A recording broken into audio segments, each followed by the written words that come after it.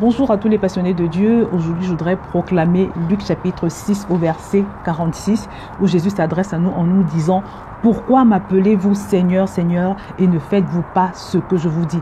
Pourquoi m'appelez-vous Seigneur, Seigneur et ne faites-vous pas ce que je vous dis? Le Seigneur Jésus ici nous fait remarquer qu'il y a une différence entre Jésus le Sauveur et Jésus le Seigneur. Jésus le Sauveur, c'est celui qui te sauve, qui te permet d'aller au ciel en fait. Une fois que tu crois en lui, le mur qui te séparait de Dieu disparaît et puis tu as ton permis pour le ciel, on va dire ça comme ça, ton passeport pour le ciel.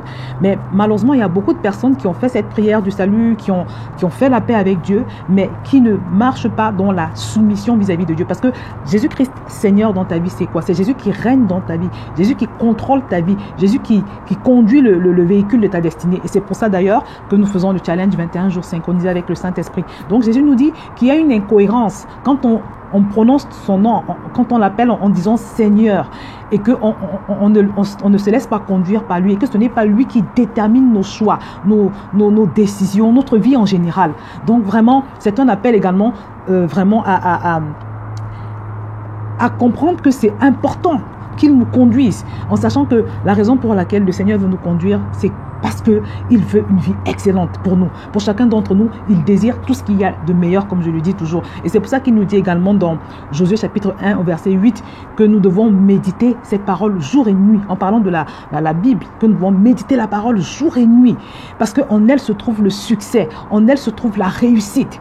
Et Ésaïe 48 au verset 18 ou 8, je ne sais plus si je ne me trompe pas, nous dit que si jamais, le Seigneur s'écrit dans ce verset en nous disant que, oh, si jamais tu étais attentif à mes commandements, ton bonheur serait comme un fleuve. Alors ton bonheur serait comme les flots de la mer et ton bien-être serait comme un fleuve. Donc en fait, l'obéissance à Jésus n'a pour but que notre bonheur, notre bien-être. Mais malheureusement, la plupart des gens que je connais, les chrétiens que je connais, n'y croient pas. Parce que si nous croyions véritablement que la parole de Dieu a pour but de nous rendre heureux, de nous donner le succès, de nous donner le bonheur, je ne pense pas qu'il y aurait tellement de chrétiens qui ne font pas beaucoup d'efforts pour obéir. Donc vraiment, ne soyons pas incrédules. Croyons le Seigneur quand il nous dit qu'il ne veut que notre bien en fait.